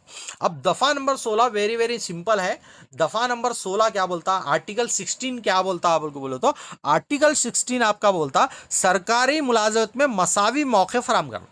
देखो कोई भी गवर्नमेंट नौकरी होंदे, 16 क्या बोलता, कोई भी गवर्नमेंट नौकरी रहने दे, आपको गवर्नमेंट नौकरी में क्या बोलो तो मसावी हक है, चाहे वो मुसलमान हो या हिंदू हो, सिख हो, ईसाई हो, कोई भी हो, अपनी काबिलियत के हिसाब से उन मेरिट वाइज। अब तुम GPSTR का लिख रहे एग्जाम हो या PSTR का लिख रहे, TET का लिख रहे, तुम्हारे को क्या है बोले तो नौकरी देना बोले तो देखते क्या तुम्हारे को, हाँ, तुम वो जात के, तुम्हारा मेहनत देखते, तुम्हारी मार्क्स देखते उन्होंने, हाँ, गवर्नमेंट के जो है बोले तो क्या है बोले तो 16 क्या बोल रहा है, गवर्नमेंट नौकरी के अंदर जो है कोई भेदभाव नहीं करते, कोई जो है ये नहीं करता बोल के 16 बोलता। तमाम को इक्वल अपॉर्चुनिटी, जॉब की इक्वल अपॉर्चुनिटी मिलती समझो 16 के तहत। समझ में बात, तो 16 बहुत ही इंपॉर्टेंट है, ये भी गवर्नमेंट का। अब तुम्हारे को प्राइमरी टीचर बनना है, स्कूल टीचर बनना है, तो आपके साथ कोई भी नाइंसाफ़ी नहीं होती 16 के तहत। आप अगर मेहनत करके अच्छा पेपर लिखे हैं, पूरे सवालात हल करे हैं, आप मेरिट में आ रहे हैं बोल के बोले तो क्या है, आपको गवर्नमेंट 2000 आर्टिकल 16 के तहत बोल तो भेदभाव नहीं कर सकती कोई भी। खाली मैं टीचर की नौकरी की नहीं बोल रहा, मैं कोई भी गवर्नमेंट नौकरी हो, वो 2016 के आर्टिकल 16 के तहत सबको क्या है, गवर्नमेंट नौकरी में इक्वल अपॉर्चुनिटी है। अब उसमें रिजर्वेशन का अलग मामला है, वो मत देखो सबको। अब तुम ये बोलेंगे क्या है, नहीं सर अब वो फिर वो एस सी एस टी को रिजर्वेशन कोई कोई वो उनके माशी हालात के हिसाब से बनाया गया है। अब हमारे को भी है, हमारे को 2B वालों को भी रिजर्वेशन 4% रिजर्वेशन कर्नाटक गवर्नमेंट देती समझो, ठीक है। तो रिजर्वेशन का मामला अलग, ये मामला अलग। तो 16 क्या बोलता बोल तो सबको बराबर मौके रहते, उसमें रिजर्वेशन वगैरह भी का प्रोविजन है समझो, ठीक है। अब 17 क्या बोलता, देखो 17 क्या बोलता, छूत छात अनटचेबिलिटी का खात्मा। हाँ 17 क्या बोलता, कोई जो है बड़ी जात छोटी जात, हाँ पहले ज़माने में क्या करते थे भाई, क्या करते थे, जो SC ST के लोग रहते थे उनको उनको नीची निगाहों से देखते थे। उनको क्या बोले तो कुएं का पानी नहीं पीना, मदरसे में बैठना बोले तो क्या है, वो मदरसे का पानी नहीं पीना, और वो जो दूसरे बच्चे बैठते थे उनसे नीचे बिठाते थे उनको। तो इसको छूत छात बोलते, इसको क्या बोलते, अनटचेबिलिटी बोलते। डॉक्टर अंबेडकर साहब को ये बहुत ऐसे सारे उनके किस्से कहानियां हैं, आप लोग सुने होंगे। उनके साथ कितनी कितनी ऐसी ऐसी चीज़ें हुई, जो उन्होंने वो सोच के क्या बोले तो ये SC ST के लिए इतना ऐसा रिजर्वेशन रखे। उस ज़माने में क्या था बोल को बोलते हैं, आप लोग सुने होंगे कि जब कोई SC ST के धेड़ मांग के जो भी जात के लोग जो है बोले तो रास्ते से गुजरते थे, तो वो पीछे क्या बोलते, एक झाड़ू लगा ले को जाते थे ना, वो झाड़ू से उनके पैरों के निशान भी मिटते जाना। वो अमीर अमीर घराने के जो लोग थे उन्होंने क्या समझते थे, ये लोग अगर यहाँ से रोड पर से गए बोले तो क्या है, इनके पाँव के निशान मिल पड़ते, ये हमारे लिए अशुभ है बोलते थे उन्होंने, ये हमारे लिए जो है बहुत ही ये है बोल बोलता। तो ऐसी चीजें थी उस जमाने में। तो उसलिए क्या करे हमारे अम्बेडकर साहब, क्या करे, छूत छात का सिस्टम खत्म। कोई जात बड़ी नहीं, कोई जात छोटी नहीं, कोई बड़ा नहीं, कोई छोटा नहीं, कोई काला नहीं, कोई गोरा नहीं, हाँ कोई जो है अमीर नहीं, कोई गरीब नहीं, सब बराबर। ये 17 बोलता, क्या बोलता, 17 बोलता, ठीक है। चलिए, तो ये पुराने वाकयात ऐसे ऐसे हैं अम्बेडकर साहब के, जो उनको इतना गहरा असर हुआ उस पर, उन्होंने कानून ही बदल दे छोड़ा, ऐसा ऐसा कर दिए कि वो भी इंसान है भाई, वो भी जो है निचले तबके के लोग, वो लोग भी इंसान है, उनके अंदर भी दिल है, उनको भी ज़िंदगी गुजारने का हक है। तो उनको क्यों आप इस तरह से नीची निगाहों से देखते हैं बोल के ये सब चीज़ें आगे बताए समझो, ठीक है। तो ये सब है। अब देखो 16 का यहाँ दिया देखो, हाँ मुलाजिमत में मसावी मौके फराम करते हैं। और दफ़ा नंबर 18 क्या बोलता, देखो 18 क्या बोलता, खिताबात का खात्मा, खिताबात का खात्मा करके छोड़े। देखो खिताबात नहीं, कोई राजा, अब खिताबात देते थे नहीं पहले ज़माने में, क्या देते थे, इन ये देश का राजा है, वो है, ये है फलाना ढिमका, वो जो भी ओहदे देते थे नहीं, ओहदे, वो ओहदा निकाल दे कुछ नहीं, अबॉलिशन ऑफ टाइटल्स करे, अबॉलिशन ऑफ टाइटल करे। क्या बोल के बोले था, तुम जो है बोले तो क्या बोलते हैं भाई, तुम्हारे को राजा की उपाधि देते हम बोल के बोलते, खाली एजुकेशन, और खाली एजुकेशन में रखे हो।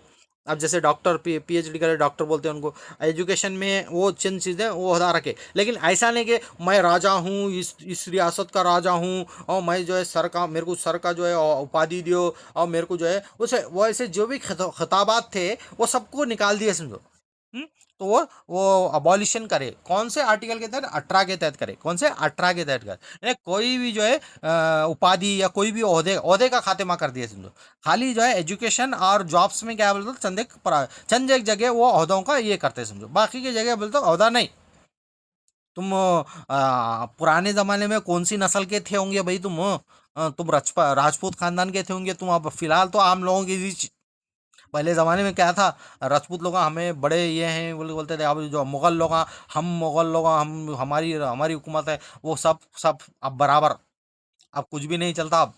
हाँ ना, तुम कौन से तो बड़े सल्तनत के राजा होंगे, क्या होंगे, क्या भी होंगे। यहाँ 18 के आर्टिकल 18 क्या है, सब खताबात को क्या कर देता, खत्म कर देता। देखो वेरी वेरी इंपॉर्टेंट, 19 था 22। अब 19 से 22 क्या बोलते हैं, आज़ादी का हक। कई की आज़ादी, कौन किस तरह की आज़ादी, वो थोड़ा देखते हुए जाएंगे हम, ठीक है।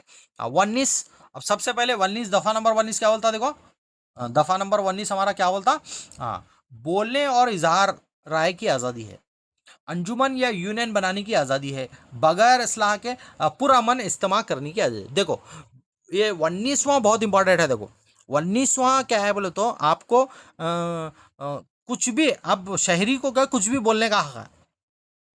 बोलते हैं ना फ्रीडम ऑफ स्पीच, बोलते हैं देखो freedom of speech and expression, नहीं अपनी बात को किसी के सामने भी बयान कर सकते हो तुम, गलत हो रहा तो बोल सकते हैं आप, आपको कोई टोकने वाला नहीं। आप अंजुमन बना सकते हैं, आप यूनियन बना सकते हैं, एसोसिएशन बना सकते हैं, एसोसिएशन बना के काम कर सकते हैं आप, और इज्तिमा कर सकते हैं आप। इज्तिमा बोले तो क्या है, अब चंद लोगों को इकट्ठा करके क्या बोले तो आप अपनी बात को बता सकते हैं। आप क्या बोल सकते हैं, ये गलत हो रहा है, ये इसके खिलाफ आवाज उठाओ बोल के बोल सकते हैं। लेकिन उसमें शर्त क्या है बोले तो क्या है, तो गवर्नमेंट क्या बोलती बोले तो चंद एक हमारे रूल्स हैं, वो रूल्स है, अमन के साथ आप एहतजाज करो, आप स्ट्राइक करो, आपकी मांगे पूरी नहीं हुई तो आप, अब जैसे अब आप स्ट्राइक करें ना, तो ये GPSTR के पोस्टा नहीं लिए, HSTR के पोस्टा नहीं लिए बोले तो रोड़ा पे आए बच्चे, उनको हक है। लेकिन हक है उनको क्या है बोलते, क्या भी तुम गवर्नमेंट प्रॉपर्टी को तोड़े, आप जो है वहाँ ऑफिसा को तोड़े, अंगार लगाए, आँच लगाए, वो नहीं कर सकते। दायरे में रह के काम करना पड़ता। आपका हक है बोलने का, बोलोगे तो कुछ भी एल फैल नहीं बोल सकते, देश के खिलाफ नहीं बोल सकते, हाँ जो बोलना है वो बोल सकते, और यूनियन भी बना सकते, आज़ादी है आपको, और पूरा मन स्ट्राइक भी कर सकते, आप अनशन कर सकते, हाँ लेकिन शांति से करना। कुछ तो भी जो है तोड़ फोड़ कर देता, सीधा आती पुलिस, डंडा मार को लेके जाती, अंदर डालती। आपको जो है एहतजाज करने का पूरा हक देना, कौन देता भाई एहतजाज करने का हक आपको, 19 देता। एक तो फ्रीडम ऑफ स्पीच, कुछ भी बोल सकते, तंजीम बना सकते, कहीं पर भी घूम फिर सकते हैं, तिजारत कर सकते हैं, आप मालूमात हासिल कर सकते हैं आप। देखो कितनी चीजें हैं, देखो 19 में बहुत सारी चीजें हैं। एक तो आप फ्रीली बोल सकते, एक जो है आप फ्रीली घूम फिर सकते कहीं पर भी, और फ्रीली तिजारत, बिजनेस भी कर सकते हैं हम फ्रीली, और मालूमात को हासिल भी कर सकते। कहाँ से गूगल से मिल रहा है लियो, कहीं से भी तो हासिल कर सकते हो। बड़े से बड़े इंस्टीट्यूट में तुम गए, उनकी रकम अदा करके उनसे इंफॉर्मेशन ले सकते, मालूमात ले सकते। अब जो RTE का मामला है हमारा, वो कौन से दफा में आता, RTE ये 19 से चाहता हो, राइट टू इंफॉर्मेशन है ना। हाँ हम कुछ भी उस इदारे के बारे में, हाँ मालूमात हासिल कर सकते। अगर कोई स्कूल वाला क्या बोले तो गलत चीज़ों से रिश्वतखोरी करके क्या बोले तो पैसा खा जा रहा बोले तो उसकी मालूमात लेने का हक है आपको, तो इस्तेमा कर सकते। ये सब कर सकते, लेकिन एक कानूनी दायरे में रह के क्या है, और कहीं पर भी आप जो है रह सकते, जाके हिंदुस्तान के कौन से भी कहने में कोने में जाके आप जायदाद खरीद के रह सकते, ये सब 19 के तहत मिलता। ये सब 6 आज़ादियाँ हैं, इसमें कितने आज़ादियाँ हैं, 6 हैं। एक बोलने का, दूसरा जो है इज़हार ख्याल और अंजुमन बनाने का, और आपका जो है घूमने फिरने का, तिजारत करने का, और जो है मालूमात को हासिल करने का, मालूमात को शाये करने का भी है। मालूमात को शाये करने का बोले तो क्या है, आप अपने पेपरों में वगैरह अपनी मालूमात, अपनी बातों को बोल सकते हैं आप, टीवी के जरिए बोल सकते हैं, न्यूज़ के जरिए बोल सकते हैं, अखबारात के जरिए बोल सकते हैं, ये तमाम चीज़ों के जरिए जो है आप लोग 19 के तहत क्या है, हमको आपको 6 आज़ादियाँ हैं। देखो 19 कितना इंपॉर्टेंट है, देखो ठीक है।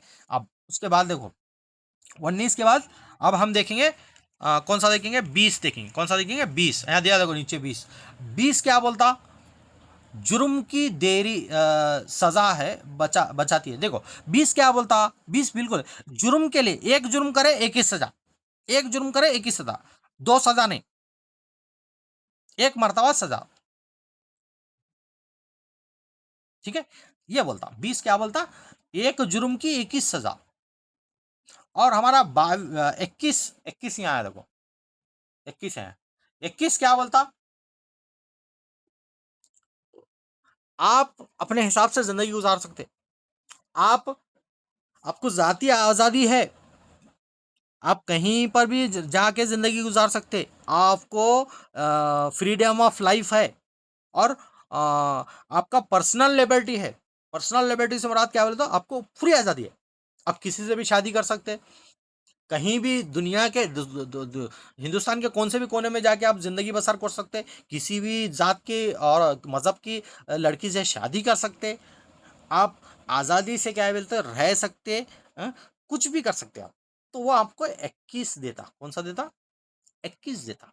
अब 21 के अंदर ही फिर तरमीम करे, कौन सी तरमीम करे जी? 86वीं तरमीम करे नहीं, 2002 में करे नहीं, आरटीई बोल के लाए नहीं, हाँ आरटीई बोल के लाए।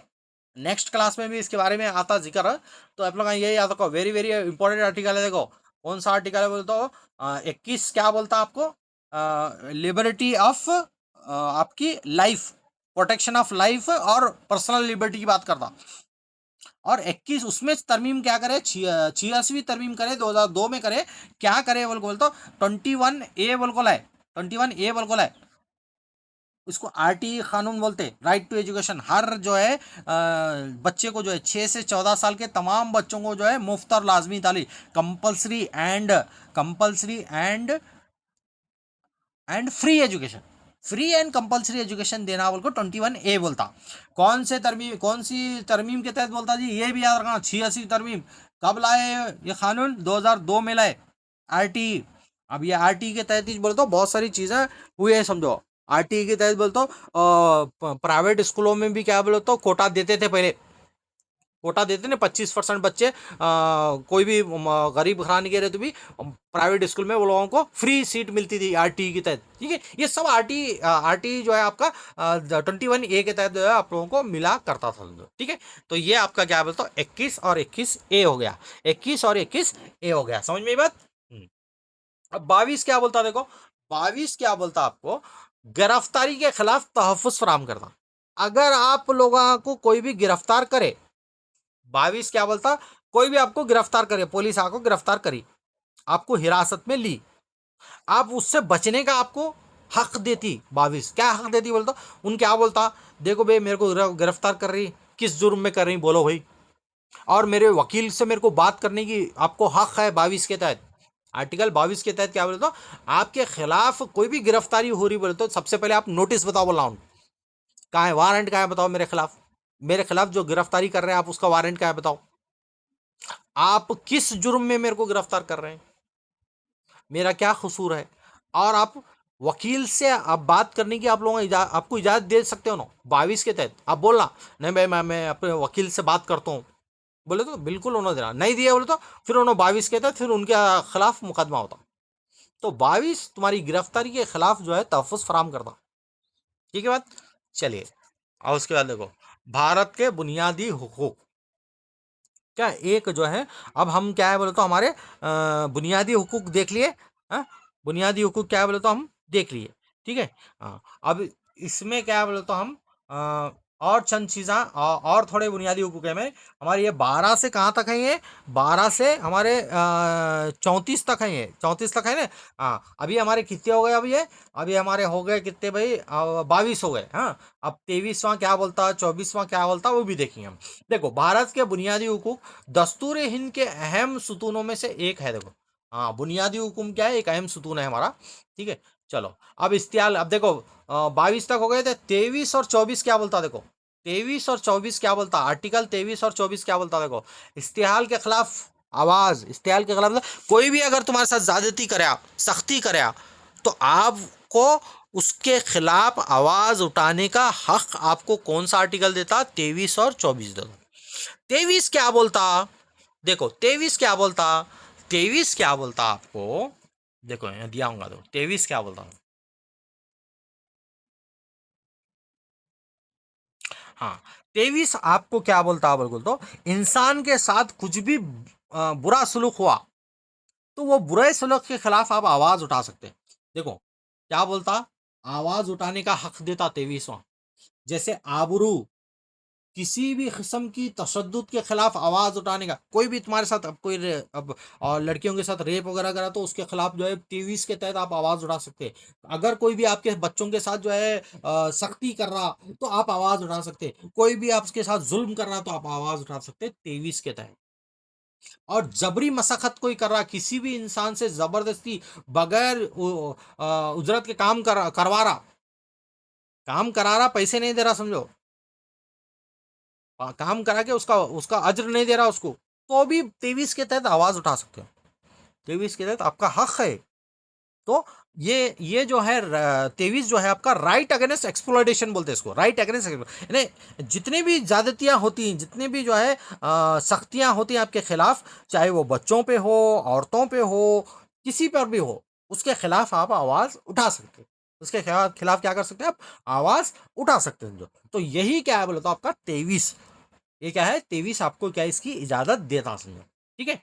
और क्या देता 23 बोले तो, इंसानों की खरीदो फरोख्त और उनके साथ गुलामों जैसा सलूक कानूनी जुर्म है बोल को बताता। कानूनी क्या है, जुर्म है बोल को क्या है, कौन बताता, आपका 23 बताता। कौन बताता, 23। ये तमाम हमारे बुनियादी हुकूक के आर्टिकल्स हैं, ये वेरी वेरी इंपॉर्टेंट है, ये रिवीजन कर लो इसके। मैं आप लोगों को पहले भी बता चुका हूं, इसको और तफसील में आप लोगों को मैं यहाँ पर बता रहा हूं, ताकि आपको जहन नशीन हो, तफसीलन बता रहा हूं। ठीक है। तो 23 समझ में आ गया। तो 23 क्या है बोले तो, बच्चों और औरतों पर जो भी जुल्म हो रहा है उसके खिलाफ आवाज उठाने का आपको हक देता है। ठीक है। चलिए, अब 24 क्या बोलता भाई, ये 23 24 दोनों वही है, देखो 23 और 24 क्या है, ये दोनों एक ही है। क्या है ये 23 24, इस्तेहाल के खिलाफ, यानी जब जो भी जुल्म है उसके खिलाफ आवाज उठाने का। 23 24, 23 क्या बोल रहा हमारा, आप बच्चों पर, औरतों पर जो भी जुल्म हो रहा उसके खिलाफ आवाज उठाना। 24 खास कर क्या है बोले तो, बच्चों के बारे में। 24 क्या है, खासकर बच्चों के बारे में। अब चाइल्ड लेबर एक्ट बोलते हैं ना, चाइल्ड लेबर एक्ट, हाँ वो चाइल्ड लेबर एक्ट यही है, देखो। हाँ, अब 24 क्या है भाई बोले तो, 24 आपका क्या बोलता, 24 क्या बोलता बोल के बोले तो, बच्चों की मजदूरी पर रोक लगाता। बच्चों की मजदूरी पर, इसको क्या बोलते हैं, 24 को आप क्या बोलते हैं, लेबर चाइल्ड लेबर एक्ट बोलते हैं, चाइल्ड लेबर एक्ट बोलते हैं। तो 24 दफा नंबर 24 क्या है, चाइल्ड लेबर एक्ट है। अगर कोई भी 14 साल से कम उम्र के बच्चों को कोई भी काम पे लगाया, कहाँ कहाँ लगाया, कारखानों में काम पे लगाया, फैक्ट्रियों में लगाया, या भारी काम लगाया, 14 साल से कम बच्चों को काम लगाया, तो चाइल्ड लेबर बोलते हैं उसको, बच्चा मजदूरी बोलते हैं ना, बच्चा मजदूरी। तो आप उसके खिलाफ आवाज उठा सकते हैं आर्टिकल 24 के तहत। आर्टिकल 24 के तहत आप जो है कोर्ट को जा सकते हैं। देखो भी फला, ये फला जो है मेरे वालिदैन, या मेरे जो है मेरे जो है मेरे सेठ लोग जो है मुझे कारखानों में, फैक्ट्रियों में काम लगा रहे, बहुत भारी काम लगा रहे, मैं, मेरी उम्र 14 साल से कम है बोल के बोले तो सीधा सीधा 24 दफात के तहत वो आदमी को अरेस्ट कर को लेके जाते, चाइल्ड लेबर एक्ट के तहत उसको सजा दे। तो इस कानून का मकसद बच्चों के हुकूक की तहफ़्फ़ुज़ करना है, इनके रोशन मुस्तकबिल को यकीनी बनाना है, इनके रोशन मुस्तकबिल को यकीनी बनाना इसका मकसद है। समझ में आई बात। हाँ, तो चाइल्ड लेबर एक्ट कौन सा है बोले तो 24 है। आपके आसपास भी कोई काम ऐसा चल रहा तो देखो आप लोग, आप इंसानियत के नाते क्या बोलते हो, वो आपका हक, आपका, आपको बोलने का हक है कि छोटा बच्चा है, इसको ऐसा होटलों में काम पे मत लगाओ, भाई समझाना उनको। हाँ, बच्चा मजदूरी गलत बात है, क्योंकि 14 साल तक उसको फ्री और कंपलसरी एजुकेशन देना है, गवर्नमेंट भी देती है उसको। 14 साल तक, 10th तक क्या है तो उसको क्या है, पढ़ने का हक उससे नहीं छीनना समझो। ठीक है। तो आप वो पढ़ने के उम्र में क्या बोलते हो, आप उसको काम लगा रहे बोलते हो, क्या उसकी जिंदगी क्या हो जाती जी। हम्म, उसकी जिंदगी क्या हो जाती, जहन्नुम बन जाती है उसकी जिंदगी। देखो, आप लोग देखते छोटे छोटे बच्चे जो है होटलों में काम करते हैं, हाँ, बड़े बड़े जो है किरानी दुकानों में जो है काम करते हैं, गैरेजों में काम करते हैं जी, या खासकर हमारे मुसलमान क्या बोलते तो गैरेजों में काम करते हैं, हाँ? और मैकेनिक का काम, वो पहले तो पढ़ने तो दो उनको, 10वीं तक तो पढ़ने दो, उसके बाद कौन सा हुनर सिखाना है, हुनर सिखाओ आप लोग, आप लोगों को मना ही नहीं है। तो चाइल्ड लेबर का खात्मा करता, 14 साल से कम उम्र के बच्चों को जो है चाइल्ड लेबर जो भी बोलते हैं उसको खात्मा कौन करता, आर्टिकल नंबर 24, आर्टिकल 24 बोलता। ठीक है। अब मजहबी आज़ादी देखेंगे। अब मजहबी आज़ादी कौन कौन सी भाई, दफ़ा नंबर 25 से 28 तक मजहबी आज़ादी के बारे में देखो, दफ़ा नंबर 25 से 28। अब सबसे पहले हम 25 देखेंगे क्या है, देखो 25 क्या बोलता, देखो 25 क्या बोलता, दफा नंबर, हर शहरी को अपना मनपसंद मजहब अख्तियार करने का पूरा पूरा हक है। किसी को भी कुछ भी, कौन सा भी मजहब, अब मेरे को अच्छा लग रहा, मैं मुसलमान बना, कोई हिंदू समझ रहा, मैं मेरे को जो है बोले तो ये इस्लाम मज़हब अच्छा दिख रहा भाई, मैं इसमें जा सकता हूँ क्या बोले तो जा सकते हैं, बिल्कुल जा सकते हैं। कौन से दिफा के तहत जा सकते हैं? 25 के तहत। हर शहरी को अपने मन पसंदीदा मज़हब इख्तियार करने का हक है, इस पर अमल करने और इसकी तबलीग करने। अब मेरे को इस्लाम कबूल है, मैं इस्लाम कबूल कराया और उसकी तबलीग भी कर सकता हूँ मैं, उसके मज़हब की जो है लोगों को बता भी सकता हूँ, देखो भाई ये इस्लाम मज़हब ऐसा ऐसा है, अच्छाई है इसमें, आखिरत इसी से है, वो बोल को उसकी उसकी एडवर्टाइजमेंट भी कर सकते हो। तो ये 25 बोलता। अब 26 क्या बोलता? तमाम मजहबी फ़िरक़ों को अपने मजहबी मामलात और इदारों के इंतज़ाम की आज़ादी है। देखो 26 क्या बोलता? जितने भी मजहबी फ़िरके हैं, जैसे हमारे मजहबी मालूम, जैसे हमारे मदरसे हैं, अरबी मदरसे हैं, या फिर वो हिंदुओं के जो है आप लोगों के मठ मंदिर और जो भी हैं मजहबी फ़िरके, तो उनके इदारों का इंतज़ाम की आज़ादी है उनको, आप लोग बना सकते हैं, मदरसे बना सकते हैं, वो लोग मंदिर है मठा बना सकते हैं, आपको आज़ादी है, आपके मज़हब के हिसाब से क्या करना चाहते हैं करो आप लोग, कोई रोक टोक नहीं। सिख लोग जो है आपके गुरुद्वारे बनाओ, और जो है क्रिश्चियन लोग आपके चर्च बनाओ, और आपके बच्चों को तालीम कैसा देना है दो, आप लोग इदारे बना सकते हो 26 के तहत, कौन सी भी कमेटी के हो। हाँ, रियासत किसी पर कोई मखसूस मजहब मुसल्लत नहीं करती। देखो आपको ये नहीं बोलते तुम पैदा ये मजहब में हुए, तुम ये मजहब में मरना, बोल को नहीं बोलती गवर्नमेंट। तुम्हारे को अच्छा लग रहा हिंदू मजहब अच्छा लग रहा हिंदू में जाओ, हिंदू से मुसलमान बनना चाहे मुसलमान बनो, मुसलमान से फिर क्रिश्चियन बनना चाहते क्रिश्चियन बनो, तुम्हारी चॉइस है बोलता। हमारा दस्तूर क्या है उसकी चॉइस देता, 26 देता। कौन सा देता? 26। याद रखना ये आर्टिकल्स, देखो याद दिया, देखो आप मुस्लिम से क्रिश्चियन कुछ भी कौन से भी मज़हब में आप लोग कन्वर्ट हो सकते हैं, हो क्या हो सकते हैं, हो सकते हैं। अब देखो टैक्स और तालीमी इदारों पर आज़ादी। अब टैक्स और तालीमी इदारों पर आज़ादी ये आपका 27 और 28 है। 27 और 28 मखसूस मज़हब के लिए चंदा टैक्स या ज़कात वसूल करने का मुतालिब। देखो अब आप लोग कोई भी मज़हब के हैं, आप वो मज़हब के लिए क्या बोलते हो, आप चंदा जमा कर सकते हैं, आपके मज़हब की बढ़ोतरी के लिए वो तो आप टैक्स वगैरह, मतलब टैक्स से मुराद क्या बोलते हो, चंदा। अब कोई ले बोलते नहीं हम हमारे जो मंदिर के वास्ते चंदा दो, हमारे जो मस्जिद के लिए या मदरसे के लिए चंदा दो, बोलते वो 27 के तहत जायज़ है, वो टैक्स की छूट है। हम्म, अब किसी मखसूस मजहब के तरवीज़ या देखभाल के लिए किसी भी शहरी को टैक्स अदा करने पर मजबूर नहीं कर सकते।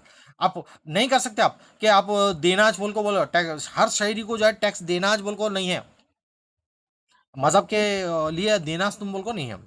ठीक है, तो आपका 27 क्या बोल रहा हो, तो किसी भी मखसूस मज़हब के लिए चंदा या टैक्स ज़कात वसूल करने का क्या मुताल्लुक है ये, आपको कोई भी मजबूर नहीं कर सकता शहरियों को टैक्स वसूल कर। अब 28 क्या बोलता है, मुकम्मल तौर पर सरकारी इमदाद से चलने वाले तालीमी इदारों में कोई मज़हब तालीम नहीं दी सकता। देखो अब गवर्नमेंट स्कूल हैं आपके, वो गवर्नमेंट स्कूलों में क्या बोलता हूँ, हम इस्लाम की तालीम देते बोलते नहीं चलता ऐसा। क्यों बोलता हो, गवर्नमेंट स्कूलों में हर मजहब के लोग रहते हैं। अब तुम बोलेंगे हम दीनी तालीम देते हैं, बिल्कुल तो नहीं, गवर्नमेंट स्कूल्स है भाई वो, गवर्नमेंट स्कूल्स में क्या बोले तो आप हर तमाम मजहब के लोग रहते हैं। अब वैसा बोले तो फिर हर कोई बोले तो अपने अपनी मजहब के तबलीग करता वहाँ जाके। तो 28 क्या बोलते हैं, तालीमी इदारे जो भी गवर्नमेंट के हैं, आप प्राइवेट बना लो भाई, प्राइवेट इदारे बना लो, मदरसे बना लो, प्राइवेट क्या भी कर ले दो, लेकिन गवर्नमेंट स्कूल्स में क्या बोलता हूँ, मजहबी तालीम नहीं दे सकते अपनी पर्टिकुलर। मैं इस्लाम की तबलीग करता हूँ बोलता हूँ नहीं कर सकते, क्यों बोलता हूँ, स्कूल गवर्नमेंट स्कूल्स क्या है, यूनिफॉर्म है वो, मतलब उस पर क्या है बोले तो आपको तमाम तरह के मज़हब के लोग उसमें शामिल रहते हैं। ठीक है, चलिए अब नेक्स्ट क्या है बोलते हो, सकाफती और तालीमी, ये 29 और 30वां है, 29 और 30वां है। ये क्या बोलता है भाई 29 और 30वां, अकलियतियों के हुकूक की हिफाजत करता, protection of rights of minority. हाँ, जो भी अक़लियती हैं माइनॉरिटी में जो जो लोग हैं उनके, जैसे हमारे माइनॉरिटी में कौन कौन है भाई, अब हम लोग माइनॉरिटी में आते हैं ना, ये हमारे सिख है, हिंदू सिख है, जैन, बुद्ध, मुस्लिम, ये सब माइनॉरिटी में आते हैं। तो ये 29वां क्या बोलता आपका, 29वां अक़लियतों की जो है मफाद का तहफ़्फ़ुज़ करता, समझो तालीमी और सकाफती तहफ़्फ़ुज़। 29 क्या बोलते हैं, अक़लियतों को अपनी ज़ुबान, रस्मुल ख़त, सकाफ़त के तहफ़्फ़ुज़ का मुकम्मल हक़ है। देखो 29, 29 क्या है बोलो तो आपको, जो भी माइनॉरिटी के ज़ुबान आप उनके रस्मुल ख़त हैं या सकाफ़त के तहफ़्फ़ुज़ का मुकम्मल हक़ है तुम्हारे को। ये माइनॉरिटी के लिए खासकर बनाया गया है, समझो। हाँ, ठीक है। हाँ, अब 30वां क्या बोलता, तमाम अक़लियतों को अपनी पसंद के तालीमी इदारे कायम करने का और उनका इंतज़ाम करने का। देखो, तमाम अक़लियतें माइनॉरिटी, माइनॉरिटी किसको बोलते हैं, तो अब जैसे एक इलाका है जो, वो इलाके में जो है ज़्यादातर हिंदू लोग हैं, उसमें क्या है, थोड़े मुसलमान हैं, तो मुसलमान माइनॉरिटी आ गए, और थोड़े लोग जैन मज़हब के हैं, थोड़े क्रिश्चियन लोग हैं, तो वो लोग माइनॉरिटी। तो हिंदुस्तान में माइनॉरिटी में कौन है बोल तो हम लोग आ जाए, मुसलमान हैं, क्रिश्चियन हैं, सिख है, बुद्ध है, जैन है, ये सब माइनॉरिटी में आते हैं इसमें, ठीक है। तो माइनॉरिटी उसको बोलते हैं, अक़लियती उसको बोलते हैं। तो अक़लियती जो भी लोग हैं, जैसे हिंदू, जो है मुस्लिम हैं, क्रिश्चियन हैं, वो तमाम अपने इदारे कायम कर सकते हैं। हम हमारे जैसे अरबी मदरसे चलाते नहीं प्राइवेट, तो कर सकते हैं आप लोग, और अपनी मनपसंद के जो है अक़लियती लोग जो है अपने मन मदरसे के इदारे कायम कर सकते हैं, और उसका इंतज़ाम भी कर सकते हैं, ठीक है। चलिए नेक्स्ट। अब उसके बाद देखो हम लोग अब तक कौन से देखे, 30 तक देखे। अब देखो, जायदाद का हक मैं बताने से पहले, जायदाद का हक दफ़ा नंबर 31 पहले एक बुनियादी हक था, लेकिन अब इसकी हैसियत तब्दील हो चुकी है। अब इसकी हैसियत क्या है, तब्दील हो गई। क्या तब्दील बोलते हो, 31 क्या बोलता बोल के बोलो तो क्या है, बोलो तो 31। देखो वेरी वेरी इंपॉर्टेंट है 31। 31 क्या बोलता, जायदाद खरीदने और बेचने का जो हक था हमारा, पहले था 31 में, बुनियादी हक था पहले। ये 31 को क्या करे, ये इसको तरमीम करे, तरमीम करके क्या करे बोले तो, ये 31 को हटा दिए। पहले 31 क्या बोलता था, पहले बोले तो जायदाद का भी हक बुनियादी हक है बोलते थे। बाद में क्या बोलते, वो बोला नहीं, मैं प्रॉब्लम्स आने लगे, हवाई अड्डे बनाने के लिए, रोड़ा बनाने के लिए, ट्रेना बनाने के लिए, ये सब करने के लिए क्या बोले तो हमारे को क्या हो गया, मुश्किलात आने लगे। तो हम क्या करें उसको, गवर्नमेंट क्या करी बोले तो, ऐसा हुआ तो अवाम की बहबूदी नहीं होती, बोल को क्या करे बोल तो ये 31 जो आर्टिकल थे उसमें तरमीम क्या करे, 1978 में तरमीम करे। कौन सी तरमीम, 44वीं तरमीम, वेरी वेरी इंपॉर्टेंट, याद रख लेना। देखो अभी 61 देखे हम, 86 देखे, ये सब तरमीमात याद रख लेना, एग्जाम में पूछता है। तो जायदाद का हक कौन से तरमीम के तहत ख़त्म कर दिया गया है, बुनियादी हक से बोले तो 44वां 1978 में तरमीम करे। करके क्या करे बोल तो, ये जो जायदाद का हक है वो कानूनी हक है, बोलो लीगल राइट्स में डाले उसको। पहले बुनियादी हक था, ये असल हैसियत उसकी बुनियादी हक की थी, लेकिन उसको बुनियादी हक से निकाल दिए। निकाल के क्या करे बोलो तो लीगल राइट्स में डाले। कब डाले, 1978 में। कौन से तरमीम के तहत डाले, 44 के तहत डाले। हाँ, अब जो है जायदाद का हक क्या है, जायदाद खरीदने और जायदाद रखने और फरोख्त करने का तहफ़्फ़ुज़ का कानून है, समझो। ये क्या है, तहफ़्फ़ुज़ का कानून है, समझो। अब 32वां कानून वेरी वेरी इंपॉर्टेंट, देखो सबसे ज़्यादा इंपॉर्टेंट है। देखो ये कानून जो है, ये इसको क्या बोलते हैं हम, दस्तूर का दिल और रूह बोलते हैं इसको, दस्तूर का दिल और रूह बोलते हैं। अगर किसी शहरी के बुनियादी हुकूक के खिलाफ वर्जी हो तो वो बराह रास्त सुप्रीम कोर्ट से रुजू कर सकता। देखो ये 32वां हमारे अंबेडकर साहब का फेवरेट आर्टिकल था। क्यों फेवरेट आर्टिकल था बोले तो, अगर कोई शहरी के बुनियादी हुकूक को कोई भी डैमेज कर रहा, खिलाफ वर्जी कर रहा, सीधा आप सुप्रीम कोर्ट जा सकते हैं। किसके तहत, 32 के तहत। तो इसलिए 32 को क्या बोल रहा, दस्तूर की दिल और रूह बोल रहा। डॉक्टर अंबेडकर साहब इस दिफा को जो है भारतीय आइन का, यानी हिंदुस्तानी दस्तूर का रूह बोले इसको। हिंदुस्तानी दस्तूर का क्या बोले, रूह बोले, क्योंकि ये तमाम दीगर हुकूक के तहफ़्फ़ुज़ की ज़ामिन है। जितने भी हमारे हुकूक हैं उसकी हिफाजत करता, ये 32 क्या करता, वो उसकी हिफाजत करता, समझो। ये आप लोगों का जहन में रख लेना, वेरी वेरी इंपॉर्टेंट है। देखो 32 बुनियादी हुकूक को कम कर रहा है अगर कोई आप लोगों का, आप लोगों के जो है कोई भी 6 बुनियादी हुकूक को अगर डैमेज कर रहा, तो आप सीधा सुप्रीम कोर्ट जा सकते। कौन से आर्टिकल के तहत जा सकते हो, तो आप 32 जो है 32 के तहत आप कहाँ जा सकते हैं, 32 के तहत आप सुप्रीम कोर्ट जा सकते हैं। और आप जो है हाई कोर्ट में 226 के तहत जा सकते हैं। हाई कोर्ट में कौन से दफा के तहत जा सकते हैं, 226 के तहत हाई कोर्ट में जा सकते हैं, और 32 के तहत सुप्रीम कोर्ट में। और आपका स्टेट में जो है 26 और 226, ये दोनों आर्टिकल के तहत आप हाई कोर्ट में जा सकते हैं। बुनियादी हुकूक का अगर कोई आपको बुनियादी हुकूक के खिलाफ वर्जी कर रहा है, तो आप 26 और 226 के तहत हाई कोर्ट जा सकते हैं, हाई कोर्ट जा सकते हैं। और 32 के तहत सुप्रीम कोर्ट जाते हैं। इसीलिए क्या बोलते हैं, दस्तूर का दिल और रूह बोलते हैं इसको, दस्तूर का दिल और रूह बोलते हैं। तो article 32 is the heart and soul of Indian constitution. Article 32 को क्या बोलते हैं हम? हार्ट, दिल एंड सोल, रूह ऑफ इंडियन कॉन्स्टिट्यूशन, दस्तूर हिंद की दिल और रूह बोलते हैं इसको। वेरी वेरी इंपॉर्टेंट आर्टिकल है, देखो एग्जाम में पूछता आप लोगों को। हाँ, ये भी पूछता आप लोगों को, क्या बोलता हो, अगर आपके बुनियादी हुकूक को कोई भी डैमेज करा, कम करा आपके बुनियादी हुकूक, तो आप सुप्रीम कोर्ट में कौन से आर्टिकल के तहत जा सकते हैं, हाई कोर्ट में कौन से आर्टिकल के तहत जा सकते हैं, ये भी याद रखना।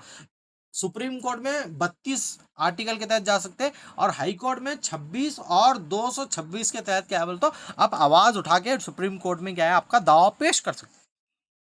तो ये तमाम क्या है बोलते हो हमारे आर्टिकल्स कई के हो गए, बोल को बोलते हैं ये तमाम आर्टिकल्स क्या है हमारे बुनियादी हुकूक के आर्टिकल्स हो गए। तो आज के जो है हम जो है चैप्टर में क्या है बोले तो बहुत ही आसानी से क्या है बोले तो हम देख लिए कि जो है हमारे हिंदुस्तान का दस्तूर में जो है कितने हिस्से हैं, कितने शेड्यूल्स हैं, कितने दफ़ात हैं, और कौन कौन सा हम कौन कौन से दफ़ात पढ़े। हम हिस्सा अव्वल के दफ़ात पढ़े, हिस्सा अव्वल के 4 दफ़ात पढ़े। कौन कौन से? आर्टिकल 1 2 3 4 पढ़े। आर्टिकल 1 क्या बोलता? हमारा मुल्क 28 रियासतें 8 यूनियन टेरिटरी से बना हुआ है बोल के पहला आर्टिकल बोलता। आर्टिकल 2 क्या बोलता? हमारा दिल इतना बड़ा है कि हम किसी भी दूसरे ममालिक के लोगों को अपने हिंदुस्तान के अंदर शामिल कर सकते। आर्टिकल 3 क्या बोलता? हिंदुस्तान की जो रियासत है उसके तमाम रियासतों की सीमाओं, उनके नाम चेंज कर सकते, और रियासतों को तोड़कर बड़ी रियासत को छोटी रियासत भी बना सकते। 3 बोलता। 4 क्या बोलता?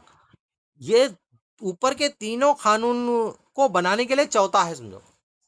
चौथा क्या बोलता? पार्लियामेंट के जरिए क्या बोलता, आप ये इसमें तरमीम कर सकते हैं बोल के बोलता। ये 4 हिस्सा अव्वल के 4, और उसके बाद हिस्सा सुवम के पढ़े, बुनियादी हुकूक पढ़े। कहाँ से पढ़े? 12 से आप कहाँ तक पढ़े? हम 32 तक पढ़े, 12 से 32 तक पढ़े। तो 12 से 32 तक जो है आपके बुनियादी हुकूक के आर्टिकल्स हैं, याद रख लेना। ये आपको मैं हिस्सा अव्वल, जो हमारा हिस्सा अव्वल है उसमें कहाँ से कहाँ तक आते हैं? 1 से 4 तक आते हैं। और हिस्सा सुवम, हिस्सा सुवम में क्या है बोलता हूँ, हमारे हिस्सा सुवम में क्या बोलता हूँ, हमारे कौन से आते हैं? बुनियादी यानी ह्यूमन राइट्स, ह्यूमन राइट्स के आर्टिकल आते हैं। कौन कौन से आते हैं? 12 से लेको 34 तक आते हैं, 32 तक हम पढ़ चुके हैं। ठीक है, ये तमाम आर्टिकल आप लोग अच्छी तरह से ज़ाहिल नशीन कर लेना। वेरी वेरी इंपॉर्टेंट क्लास है ये आर्टिकल के मुतालिक। इसके आगे भी क्या है आर्टिकल्स, हम क्या है आगे की क्लासों में क्या है दीगर आर्टिकल्स भी क्या है हम देखने की कोशिश करेंगे।